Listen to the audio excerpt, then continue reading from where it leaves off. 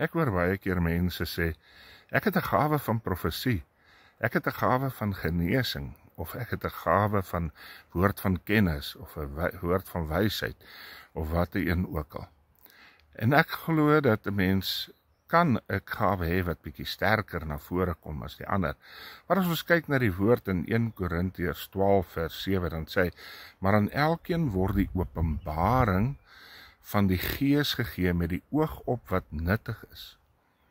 Ek glo dat die Here kan deur jou werk en met al hierdie gawes, dat wanneer jy 'n spesifieke gawe nodig het, dat God dit deur jou sal werk.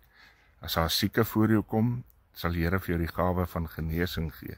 As jy in aanraking kom met iemand wat 'n woord van God nodig het, gee jy die gawe van profesie.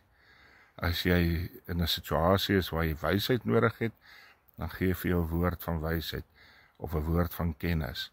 En so openbaar die Gees aan jou die gawe wat jy nodig het op daardie tyd.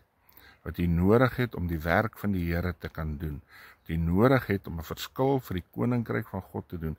Ons ontvang nie gawes om onsself te verheerlik en te verryk nie.